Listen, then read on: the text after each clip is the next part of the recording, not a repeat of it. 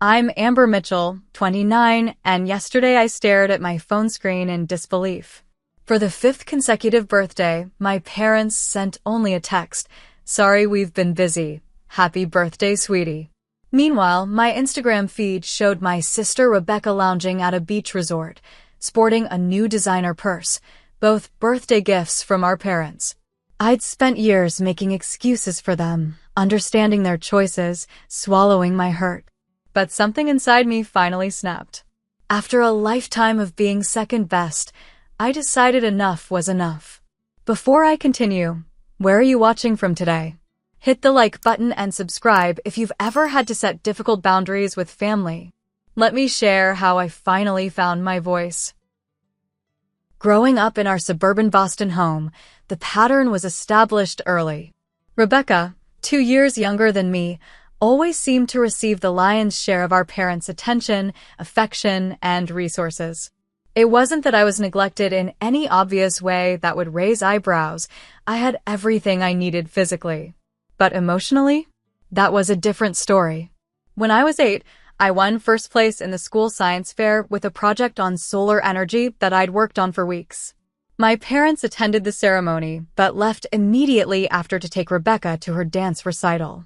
They never saw my presentation. "We're so proud of you, Amber," Mom said hurriedly as they rushed out. "But Rebecca really needs us there for support. You understand, right? You're so independent." That became the recurring theme. I was independent, self-sufficient, mature for my age. These weren't just compliments, they were justifications. Rebecca was sensitive, needed more encouragement, was still finding her way. Our personalities were framed in ways that conveniently excused the imbalance of attention. In high school, I maintained a 4.0 GPA, captained the debate team, and secured a partial scholarship to Northeastern University. My acceptance letter was met with a casual "good job, we knew you'd get in" from Dad, followed quickly by concerns about how they'd afford Rebecca's SAT prep courses. At my graduation, they took the obligatory photos, but conversations quickly turned to Rebecca's upcoming junior prom and the dress they needed to shop for. "They love you," my grandmother once whispered to me. "They just worry about Rebecca more. You've always been the easy one." Easy. As if requiring less support was somehow a fair trade for receiving less love. College widened the gap. While I worked part-time jobs to supplement my scholarship, Rebecca changed majors 3 times at a more expensive private school. "Your sister is still finding herself," Mom explained when I questioned why they were covering Rebecca's full tuition while I was working 20 hours a week. "You've always known what you wanted." My graduation from college with honors in marketing marked the first truly undeniable instance of the pattern I'd spent years trying to ignore. My parents attended the ceremony and took me to dinner afterward, a perfectly adequate celebration.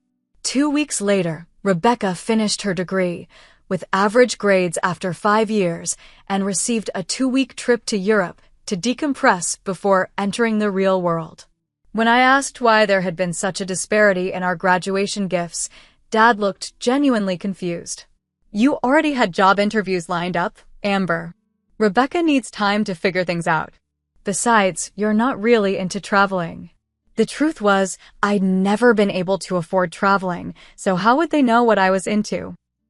But I swallowed my hurt and focused on building my career, quickly advancing at a digital marketing firm while Rebecca bounced between entry-level jobs. It was around this time I met Tyler at a work event. Tall, thoughtful, with a quick sense of humor that balanced my more serious nature, he was the first person who truly saw the family dynamic for what it was. After meeting my family at a Thanksgiving dinner where my parents spent most of the time discussing Rebecca's new apartment, which they were subsidizing, Tyler asked quietly on the drive home, "Do they always focus on your sister like that?" "Like what?" I asked, though I knew exactly what he meant. "Like you're an afterthought," he said gently. "You mentioned your promotion 3 times, and they barely acknowledged it." "Rebecca needs more support," I recited automatically. "I've always been more independent."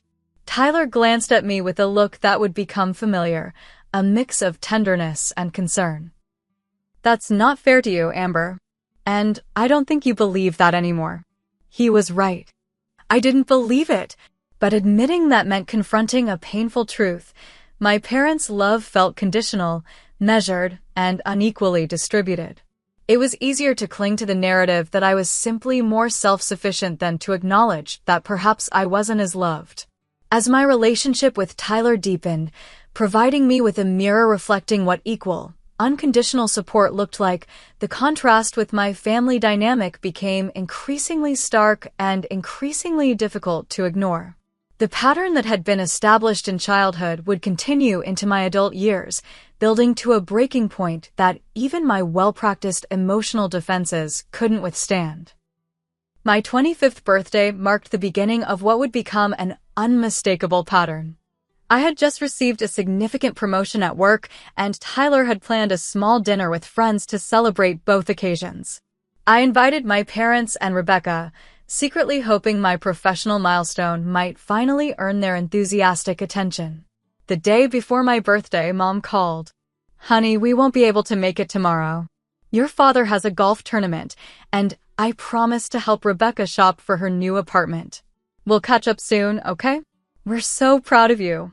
That evening, I scrolled through Instagram to find Rebecca posting photos of a brand new MacBook Pro, early birthday present from the best parents ever. Can't wait for my actual birthday next month. I put down my phone and tried to ignore the knot in my stomach.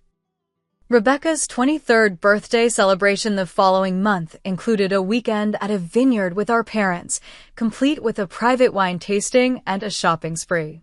My promotion and birthday had merited a phone call and a $50 gift card that arrived 3 days late. "Maybe they're just busy right now," I told Tyler as he watched me open the belated card. "Or maybe they think material things don't matter to me." "It's not about the gifts," Tyler said carefully. "It's about the effort and attention. You deserve that too." The second year established the pattern. My 26th birthday coincided with what my mother described as a family emergency, Aunt Linda's minor outpatient procedure that somehow required both my parents' presence, though not Rebecca's. Social media later revealed them having lunch at my sister's favorite restaurant that same day. The explanation when confronted: "We didn't want to worry you with family stress. You have such a demanding job." By my 27th birthday, I had lowered my expectations considerably, which made the excuse that year, financial constraints, somewhat easier to accept. That is, until Rebecca's birthday 3 weeks later featured a weekend trip to Chicago and a new iPhone. When I gently questioned this, my mother seemed genuinely perplexed. Rebecca's been going through such a hard time with her breakup. She needed cheering up. The fourth year, they simply forgot until the day of, sending a last-minute text, "Happy birthday. Sorry it slipped our minds with everything going on. Love you." That everything was never specified and no belated celebration was offered. Each disappointment chipped away at my well-constructed rationalizations. After the fourth birthday, I finally attempted to have a real conversation about the pattern I couldn't ignore. "Mom," I said during a rare phone call where I had her full attention, "I've noticed that my birthdays and achievements seem to be treated differently than Rebecca's. It makes me feel less important." The silence on the line stretched for several seconds before her response came, defensive and dismissive. "Amber, you've always been so independent. Rebecca needs more encouragement. You're successful and stable. You don't need us fussing over you like she does." "But I still want to be celebrated," I said, my voice smaller than I intended. "I still want to feel special to you both." "You're being too sensitive," she replied. "We love you both the same. We just show it differently based on what you each need." That conversation repeated with variations over the following months. My father was even more direct. "You're an adult with a great job. What do you want from us?" Rebecca is still finding her footing. At 27, Rebecca had found her footing through 3 different careers, each one financed by our parents' generosity. Meanwhile, I had built my success largely on my own, a fact that was now being used against me as justification for their emotional and financial withdrawal. Tyler witnessed my slow emotional retreat from my family. The fewer calls, the shortened visits, the careful avoidance of personal topics. They're not going to change if you don't make them face this, he said one night after I declined yet another family dinner that would inevitably revolve around Rebecca. They're still my family, I answered, though the words felt hollow. What am I supposed to do? Cut them off because they don't throw me big birthday parties? This isn't about birthday parties, Tyler said, taking my hand. This is about you being treated as less valuable, less worthy of celebration and support. You matter, Amber. Your feelings matter. I knew he was right, but confrontation had never been my strong suit, especially with my parents. The pattern was painful but familiar. Rocking the boat felt more frightening than continuing to quietly absorb the hurt. So I maintained surface-level contact while emotionally withdrawing, hoping something would eventually change without my having to force the issue. As my 29th birthday approached, I had learned to expect nothing more than a text message. But deep down, a stubborn, childish hope persisted. Maybe this year would be different. Maybe this year, they would see me. The week before my 29th birthday, I found myself engaged in a familiar internal dialogue, the hopeful part of me wondering if this year might be different, while the realistic part prepared for another disappointment. I had deliberately scheduled a day off work, something I rarely did, just in case my parents might suggest a lunch or even a phone call longer than 5 minutes. 3 days before my birthday, Mom called. My heart lifted momentarily. Amber, honey, I just wanted to check what your schedule looks like next month. Dad and I are thinking of having a little family gathering. Oh, I said, the momentary hope deflating. I'm pretty flexible. What's the occasion? Nothing special. Just thought it would be nice to get everyone together. By the way, your birthday is this Friday, isn't it? Dad and I have been so swamped with the house renovations. We'll try to give you a call. Try. As if wishing their daughter happy birthday required scheduling and effort. Actually, I took the day off, I said, hearing the hint of plea in my voice and hating it. I'm free all day if you wanted to grab lunch or something. Oh, that's nice, honey. I'll have to check with your father, but we've got the contractor coming that day, I think. I'll text you, okay? They didn't text to follow up about lunch. Instead, at 4:37 p.m. on my birthday, as I was getting ready for the dinner Tyler had organized with friends, my phone pinged with a message from my father. Happy birthday, Amber. Sorry we've been busy with the house and couldn't call today. Hope you're having a good one. Love, Dad and Mom. I stared at the message, noting how it was clearly from my father. My mother would have used emojis, and how they hadn't even called, just sent a text. I placed my phone face down on the dresser and continued applying my makeup, refusing to let the tears forming ruin my mascara. You okay? Tyler asked, watching me from the doorway. Fine, I said automatically. Just the usual birthday text. At least they remembered. Tyler didn't push, but I felt his eyes on me as I finished getting ready, his concern a tangible thing in the room. The dinner with friends was lovely. A private room at my favorite restaurant, thoughtful gifts, genuine warmth and celebration. For a few hours, I forgot about my parents' absence, allowing myself to be surrounded by people who chose to be there, who made me feel valued. It was during dessert that my phone buzzed repeatedly with notifications. Curious, I glanced down to see Instagram alerts. I had been tagged in photos. Rebecca had posted a series of pictures from a beach resort in Florida, the azure water providing a stunning backdrop for selfies of her and our parents, all smiles and laughter. The caption read, "Surprise early birthday getaway with the best parents ever. Plus they spoiled me with this gorgeous Michael Kors bag. Nothing but the best for their baby girl. Love you both so much. Hashtag blessed, hashtag birthday girl, hashtag family first." My hands trembled as I clicked through the photos, my parents flanking Rebecca at sunset dinners, poolside lounging, and shopping excursions. The house renovations that had kept them too busy to even call me apparently hadn't prevented a 5-day beach vacation. And Rebecca's birthday was still 3 weeks away. Amber? Tyler's voice seemed to come from far away. What's wrong? I wordlessly handed him my phone. Around the table, my friends' chatter died down as they registered the change in atmosphere. Tyler's expression darkened as he scrolled through the photos. They told me they were busy with house renovations, I said, my voice surprisingly steady despite the emotion churning inside me. Too busy to call. Too busy for lunch. But not too busy for this. A silence fell over the table. My closest friend Julia reached over and squeezed my hand. I'm so sorry, Amber.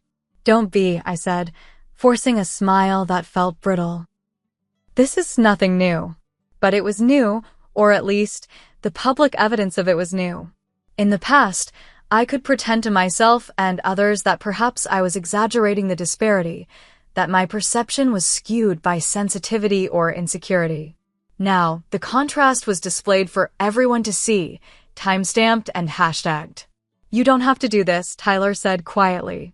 We can go home if you want. I looked around at the concerned faces of my friends, people who had shown up for me, who celebrated me without conditions or comparisons. No, I said firmly. I'm exactly where I want to be, with exactly the people I want to be with.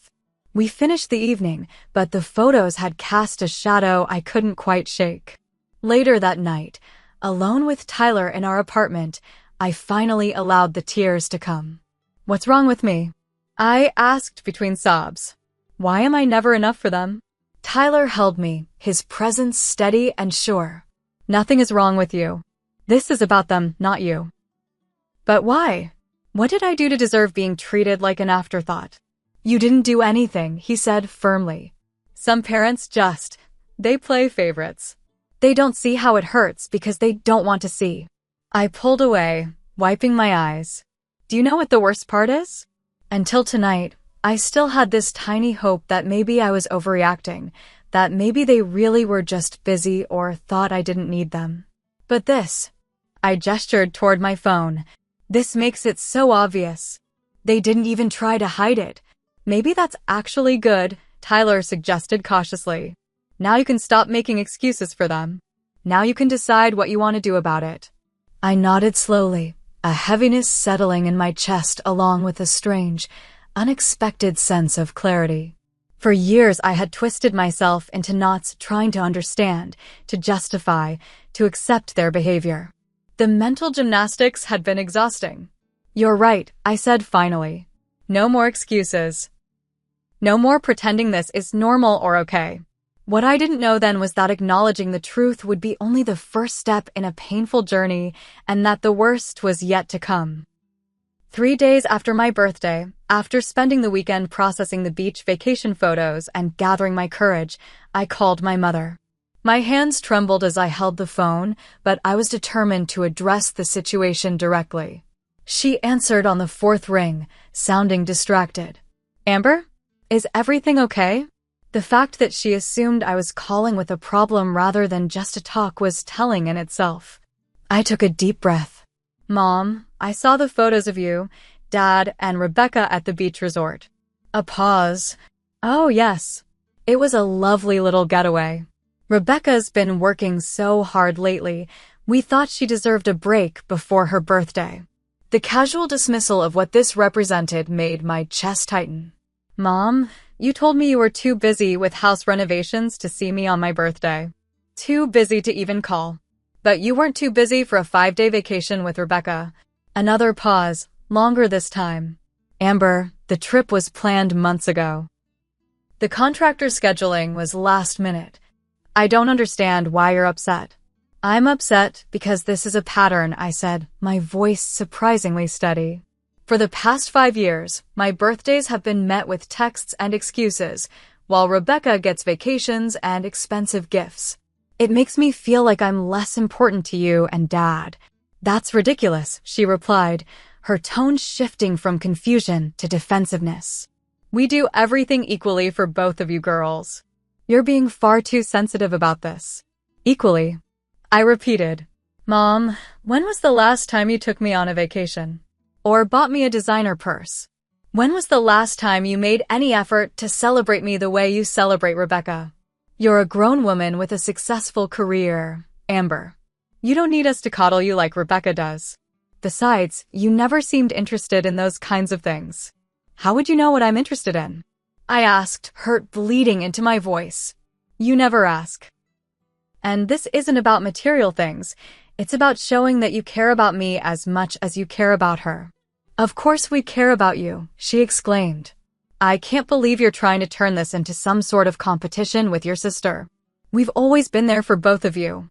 That's not true, Mom, and you know it. You've always prioritized Rebecca. Always. I heard my father's voice in the background, asking what was wrong. Mom covered the phone, but I could still hear her muffled explanation. Amber's upset about Rebecca's birthday trip. Dad came on the line. Amber, what's this about? Your mother's upset. The fact that he immediately focused on Mom's feelings rather than mine spoke volumes. I'm upset too, Dad. I'm upset that you both consistently show Rebecca that she matters more to you than I do.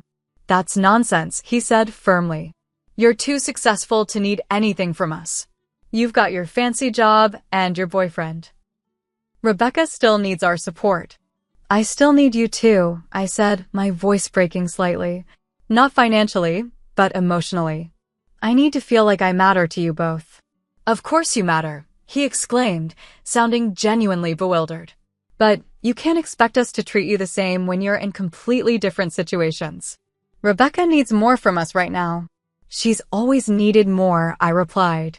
For 29 years, she's always been the priority. Now you're just being dramatic, he said dismissively. We're not having this conversation if you're going to be irrational. The call ended shortly after with nothing resolved and my parents both frustrated with me for creating drama. I sat in stunned silence, replaying the conversation. They genuinely couldn't see the pattern that was so glaringly obvious to me. That evening, my phone lit up with a text from Rebecca. Thanks for ruining Mom's day with your jealousy issues. Not everything is about you, you know. I didn't respond, but the irony wasn't lost on me. In Rebecca's world, everything had always been about her, and our parents had fostered that belief. The confrontation triggered a family-wide reaction. At a cousin's wedding the following month, the tension was palpable. Relatives who had witnessed the dynamic for years, but never commented now observed with new awareness as my parents doted on Rebecca while maintaining a cool distance from me. Your dress is beautiful, Rebecca. You look stunning. Mom gushed, adjusting my sister's hair for the 5th time. When I approached in my carefully selected outfit, she merely nodded. You look nice too, Amber. My Aunt Linda, Mom's sister, caught my eye across the table during dinner. Later, she found me alone by the bar. I've seen it for years, she said quietly. I've tried to talk to your mother about it, but she doesn't see it. Thank you for saying that, I replied, unexpected tears stinging my eyes. Sometimes I feel like I'm crazy for noticing. You're not crazy, she assured me. But I don't think they'll ever change, honey. Some parents just pick a favorite. It's not fair, but it's how they are. The wedding became a turning point when Rebecca, slightly drunk on champagne, confronted me in the bathroom. Why are you trying to make Mom and Dad feel bad? She demanded. You're just jealous of my relationship with them. I'm not jealous of your relationship, I replied carefully. I'm hurt that they don't seem to have room for a relationship with me too. Rebecca rolled her eyes. You're always so dramatic. They love you fine. You just want everything I have. I don't want what you have, I said. I just want to be treated with the same love and consideration. Well, maybe if you weren't so cold and judgmental all the time, they'd want to spend more time with you, she snapped. You're always been the difficult one. I stared at her, seeing for the first time how the family narrative had shaped her perception too. In her world, I was the aloof, judging older sister who had everything and still wanted more. The reality, that I had been systematically sidelined while she was elevated, was invisible to her. The final straw came during Thanksgiving when my parents announced they would be helping Rebecca with a down payment on a condo. When Tyler politely inquired if they had offered similar help when we purchased our apartment the previous year, the table fell silent. Amber never asked for help, Dad said stiffly. She's always been independent. We didn't ask because we knew what the answer would be, Tyler replied, his usual diplomacy fraying. The same answer it's always been for Amber. And what's that supposed to mean? Mom demanded. It means, I interjected, finally finding my voice, that you've always had different rules for Rebecca and me. Different expectations. Different levels of support. Here we go again, Rebecca sighed dramatically. Poor Amber, always the victim. I'm not playing the victim, I said, keeping my voice level despite the hurt and anger coursing through me. I'm stating facts. Facts that everyone in this family has chosen to ignore for years. Well, I think you're being ungrateful, Mom said. After everything we've done for you. What exactly have you done for me that equals what you've done for Rebecca? I asked quietly. The silence that followed was deafening. I think you should just get over it, Dad finally said. This jealousy isn't healthy, Amber. In that moment, looking at their faces, my father's dismissal, my mother's defensive anger, Rebecca's smug certainty, I realized that Aunt Linda was right. They would never change because they could not admit there was anything to change. The dynamic was too entrenched, too comfortable for them. And I had a decision to make. The drive home from Thanksgiving dinner was silent. Tyler kept glancing at me, clearly concerned, but respecting my need to process. When we finally arrived at our apartment, I sat on the edge of our bed and stared at the wall. I can't do this anymore, I whispered. Tyler sat beside me, our shoulders touching. What are you thinking? I'm thinking that nothing will ever change. They don't see it. They don't want to see it. I looked at him, tears welling in my eyes. And I can't keep pretending it doesn't hurt. I can't keep showing up to be dismissed and gaslit and made to feel like I'm crazy for wanting to be treated with equal consideration. So what do you want to do? He asked gently. I think I need some distance, I said, the words both frightening and liberating. I need to step back from them until I can figure out how to have a relationship that doesn't damage my self-worth every time I interact with them. The next day, I made an appointment with a therapist. Dr. Melanie Rivera was warm but direct, listening carefully as I detailed the family dynamic. What you're describing sounds like a classic golden child/scapegoat dynamic, she explained after I'd shared my history. It's a form of emotional neglect when it comes to your relationship with your parents. Your feelings and needs have been consistently minimized while your sisters have been prioritized. But why? I asked, the question that had haunted me for years. What did I do to deserve this? Nothing, she said firmly. This isn't about anything you did or didn't do. Family dynamics like this often develop early and become self-reinforcing. The more independent and self-sufficient you became in response to getting less attention, the more they used those traits to justify giving you less. Over the next few weeks, Dr. Rivera helped me understand that my pain was valid, my observations accurate, and my need for boundaries healthy. With her guidance, I crafted a letter to my parents, something I could reference during the difficult conversation I knew I needed to have. In early January, I called them and asked if we could meet in person. They agreed, sounding wary. When I arrived at their house, they were both sitting stiffly in the living room. My mother's face was already set in defensive lines. Before you say anything, I began, my hands trembling slightly as I held my notes. I want you to know that I love you both. What I'm about to say comes from that love and from a need to protect myself. I took a deep breath and continued. For as long as I can remember, I felt like the less important child in this family.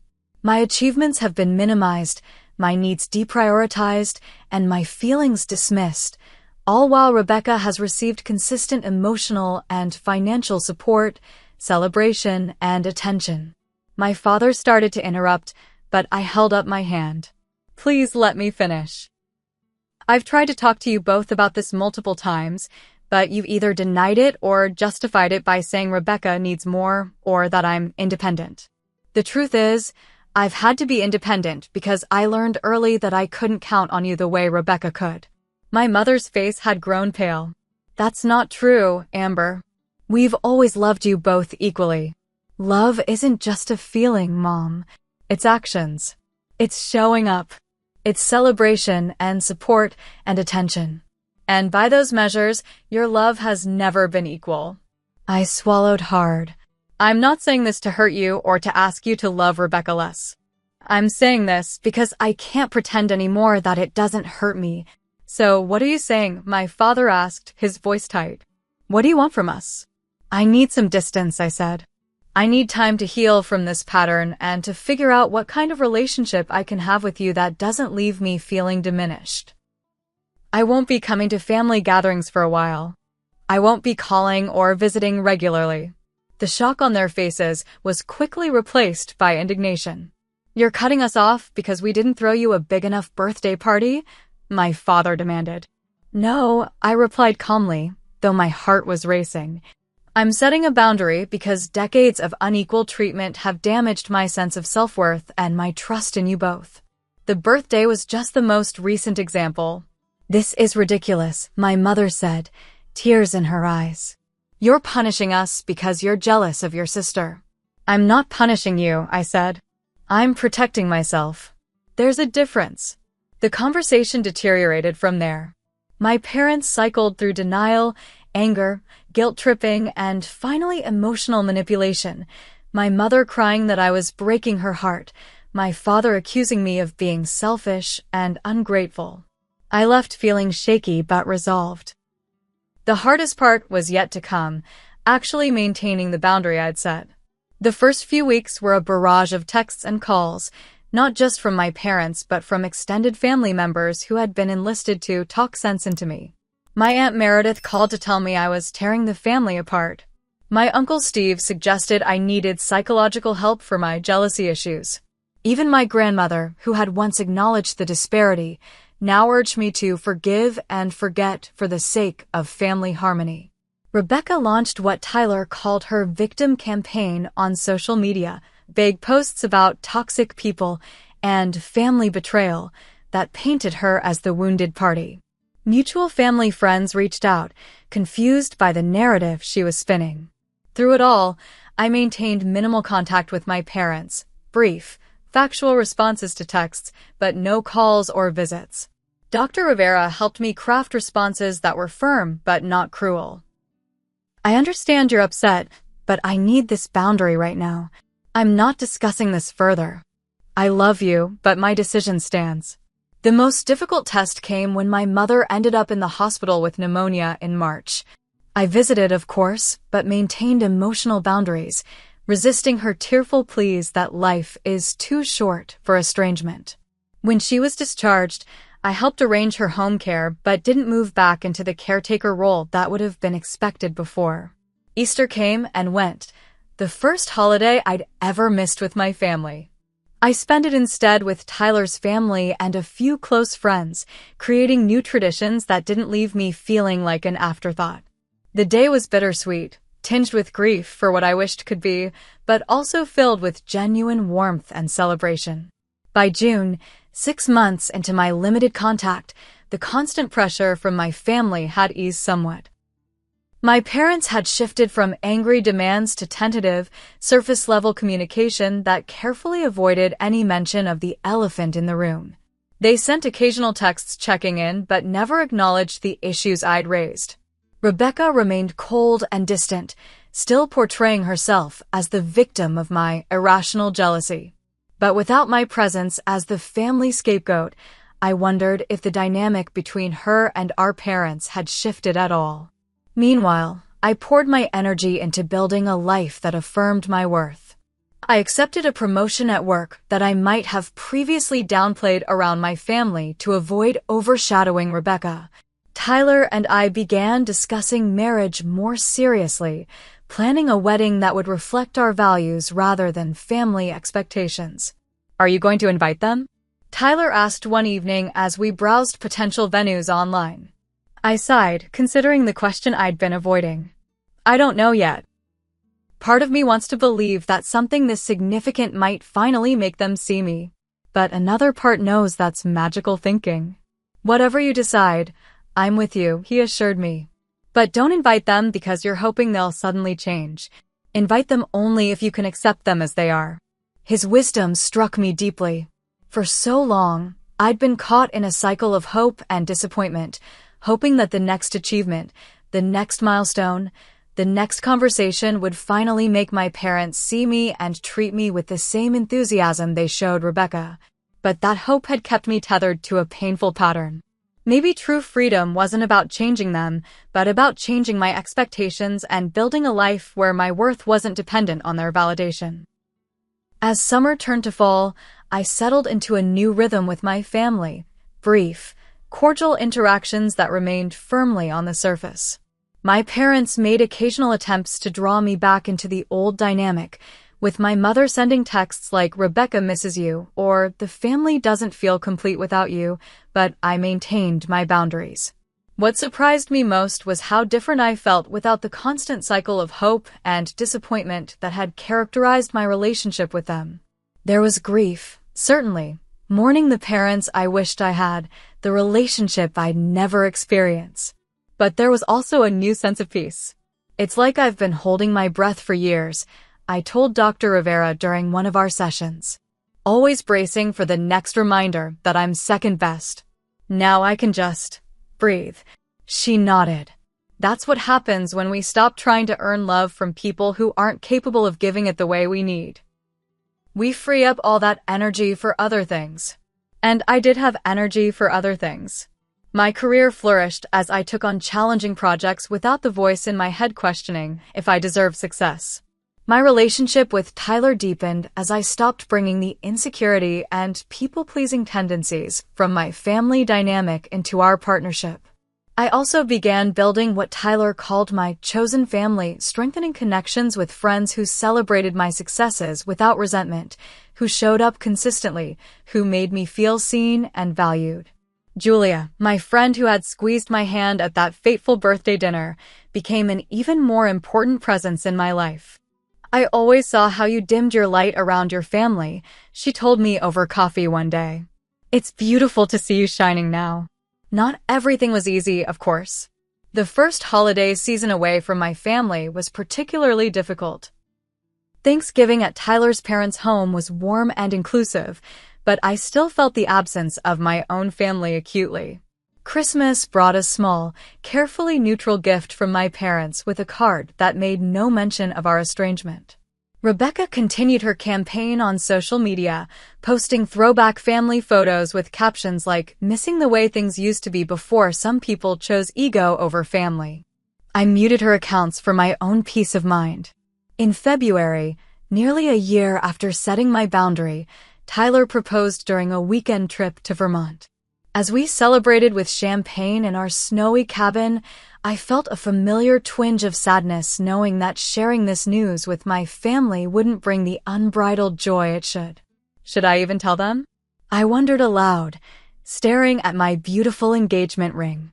That's entirely up to you, Tyler said. But remember, you're not responsible for their reaction. You get to celebrate this moment regardless of how they respond. I texted my parents the news the next day, attaching a photo of the ring. My mother responded quickly, "Congratulations. That's wonderful news. We should all get together to celebrate soon." The suggestion of getting together without any acknowledgement of our estrangement was typical, acting as if nothing had happened, as if we could simply resume normal relations without addressing the underlying issues. I replied politely but non-committally and turned my attention to planning a wedding that would reflect our values rather than conform to family expectations. We chose a small, intimate ceremony with only our closest friends and family, people who had consistently shown up for us both. The question of whether to invite my parents and Rebecca loomed large. After much discussion with Tyler and Dr. Rivera, I decided to extend an invitation with clear boundaries. They were welcome to attend as guests, but the day would proceed on our terms, without the traditional father-daughter dance or family speeches that might reopen old wounds. Meanwhile, my professional life continued to flourish. I received another promotion, becoming the youngest senior director in my company's history. The financial security this provided meant Tyler, and I could plan our wedding without needing parental contributions, a freedom that allowed us to make decisions based solely on our preferences rather than obligations. As I approached my 30th birthday, the one-year mark since the beach vacation photos that had finally forced me to confront the family dynamic, I reflected on how much had changed. The previous year's hurt and rage had mellowed into something more complex, a mixture of sadness for what couldn't be, gratitude for what I'd built instead, and pride in my growth. Do you regret it? Tyler asked one evening as we discussed my upcoming birthday. Setting that boundary? I considered the question carefully. No, I said finally. It's been painful, and there are days I miss the illusion of family I had before. But I don't regret choosing my self-respect. I don't regret refusing to participate in a dynamic that made me feel less than. He nodded, squeezing my hand. I'm proud of you. Not everyone has the courage to draw that line. As my 30th birthday approached, I decided to reclaim the day that had for too long been a source of disappointment. I planned a weekend trip to a nearby lake with Tyler and our closest friends, people who celebrated me without condition or comparison, who made me feel valued just for being myself. The week before my birthday, I received a text from my mother. Your father and I were thinking of stopping by for your birthday this year. Let us know if that works for you. After a year of surface-level communication with no acknowledgement of the issues I'd raised, this casual suggestion that they could simply stop by felt like another dismissal of my boundaries. They wanted access without accountability, connection without change. With Dr. Rivera's guidance, I crafted a response that was firm but not cruel. Thank you for thinking of me, but I have plans for my birthday weekend. I'm still processing a lot about our relationship, and I'm not ready for an in-person visit yet. I hope you understand. My mother's reply was brief and cool. We're trying, Amber. I don't know what more you want from us. The truth was, I didn't want anything from them anymore, at least, not in the desperate, hungry way I once had. I'd stopped looking to them for validation or celebration. I'd built those things for myself, with people who freely gave what my parents couldn't or wouldn't provide. As I packed for my birthday weekend, I realized that was perhaps the greatest gift of this difficult year, the freedom from needing them to see me, to affirm me, to choose me. I had finally, truly chosen myself. My 30th birthday dawned clear and beautiful at the lakeside cabin Tyler had rented. I woke to the sound of gentle waves and birdsong, a world away from the anxiety that had surrounded my birthdays for years. Our friends arrived throughout the morning, bearing homemade food, thoughtful gifts, and genuine excitement to celebrate with me. Julia had organized a sunset boat tour, complete with champagne and my favorite music. As we glided across the water, watching the sky turn spectacular shades of orange and pink, I felt a profound sense of peace. Happy birthday, Amber, Tyler said, raising his glass. To 30 years of becoming the incredible woman you are, and to all the years ahead of continuing to shine. Our friends joined the toast, their faces warm with authentic affection. In that moment, surrounded by chosen family, I understood that this was what celebration should feel like, unforced, uncomplicated by comparison or condition, simply joy in my existence. My phone had remained mostly silent throughout the day, with the exception of a brief text from my parents. Happy 30th birthday, Amber. Love, Mom and Dad. No mention of the beach vacation they were taking with Rebecca for her birthday the following month, which I'd seen referenced on social media. No acknowledgement of our estrangement. Just a placeholder greeting that fulfilled the minimum obligation. In the past, that text would have devastated me. Today, I could receive it with a calm acknowledgement. This was who they were capable of being, and it was no longer my responsibility to make them see or do more. Over the following months, I maintained limited, structured contact with my parents. We spoke occasionally on the phone, exchanged holiday greetings, and kept conversations focused on neutral topics. The distance I'd established had actually made these interactions less painful, as I no longer approached them with hope or expectation. There were signs that my boundary had created some ripples in the family system. My mother occasionally made small efforts that would have been unthinkable before, sending articles related to my work, asking questions about my life rather than immediately turning the conversation to Rebecca. My father remained more distant but less dismissive when we did speak. Rebecca, however, continued to view my boundary as a personal attack. She made little effort to understand my perspective, comfortable in her role as the family favorite. Our relationship remained strained, limited to brief, civil exchanges at the few family functions I attended. As our wedding approached in the spring, Tyler and I finalized our plans without family financial support or interference. We chose a beautiful outdoor venue, wrote our own vows, and kept the guest list intimate, only people who had demonstrated consistent love and support for us both. My parents accepted the invitation to attend as guests, though my mother expressed hurt at not being more involved in the planning. "I always imagined helping my daughters with their weddings," she said during one phone call. "I know," I replied gently, "but this approach feels right for us." The wedding day itself was everything we'd hoped for, authentic, joyful, and surrounded by genuine well-wishers. My parents attended and behaved appropriately, though I could sense their discomfort at the unfamiliar dynamic where they weren't central figures. Rebecca came with her new boyfriend, maintained a polite distance, and left early. During the reception, my Aunt Linda found a moment to speak with me privately. "You look happy," she said, studying my face. "Really happy, not just putting on a brave face like you used to." "I am happy," I confirmed. "It took some hard choices to get here, but I'm at peace with them." She nodded. "Your parents may never fully understand what happened or their role in it. Some people just can't see themselves clearly." "I know," I said. "I've stopped waiting for them to see or understand." That's been the most freeing part. In the year since setting my boundary, I'd learned invaluable lessons about self-worth, family dynamics, and the courage required to break unhealthy patterns. I discovered that love shouldn't require diminishing yourself, that blood ties don't automatically equal healthy relationships, and that it's possible to honor your parents without sacrificing your dignity. Most importantly, I'd learned that waiting for others to validate your worth is a losing proposition. Worth must come from within first, reinforced by relationships with people who naturally see and celebrate you. As Tyler and I settled into married life, we discussed how we would approach family planning and parenting, both aware of the patterns we didn't want to repeat.